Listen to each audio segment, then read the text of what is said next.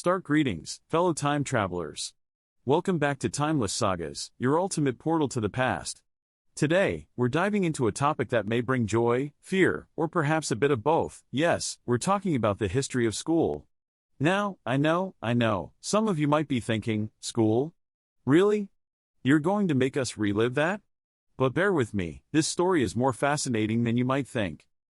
Long before the days of pop quizzes and prom nights, school had a very different connotation. Let's hop into our time machine and travel back to about 5,000 years ago. Our first stop is ancient Mesopotamia, the cradle of civilization.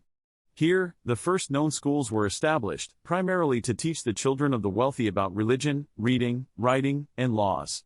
Schools weren't for everyone back then. In fact, they were as exclusive as a VIP lounge at a fancy club. Fast forward a few centuries to ancient Greece. Here, the concept of school evolved into two types: the gymnasium, where physical education was prioritized, and the academy, where philosophy and critical thinking reigned supreme. It was the Greeks who introduced the concept of democratic education, that is, education being available to all, irrespective of their social or economic status. Next up, ancient Rome. Roman education was heavily influenced by the Greeks.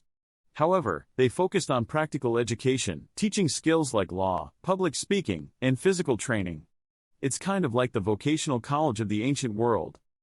Conversely, in ancient India and China, education was tied to spirituality and philosophy. The Gurukul system in India provided students with a holistic education, where they lived with their teachers and learned about everything from philosophy to archery. In China, education was associated with Confucianism, focusing on ethics and moral learning. Fast forward a millennium or so to the Middle Ages in Europe. Here, the church played a significant role in education. Monastic schools were the order of the day, with the curriculum revolving around religious studies. This period also saw the establishment of the first universities, such as the University of Bologna and the University of Paris, where students could pursue higher education. Moving into the Renaissance period, education took a more humanistic approach. Scholars like Erasmus emphasized a well-rounded education, including literature, poetry, and moral philosophy.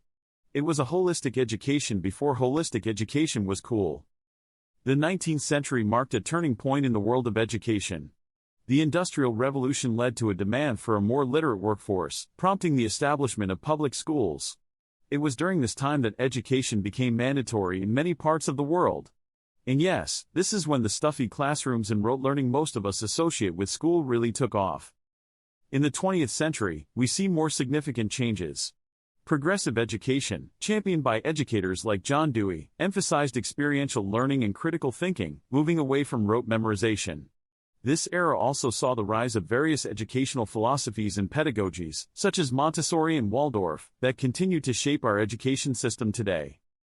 As we move into the 21st century, technology has become an integral part of education. We've moved beyond chalkboards and textbooks to interactive whiteboards, online learning platforms, and even virtual reality experiences. So, there you have it, folks. From ancient Mesopotamia to modern-day classrooms, the journey of schooling has been a roller coaster ride, mirroring the changing societal norms and values. It's a saga of evolution, transformation, and constant striving towards an ideal that we may never truly reach. Because that's the thing about education, it's never static. It grows, evolves, and adapts, just like us. And with that, we end this episode of Timeless Sagas. If you enjoyed this journey, don't forget to like, share, and subscribe. And remember, history isn't just about the past, it's about understanding our present and shaping our future. Until next time, keep exploring, keep learning, and stay curious. And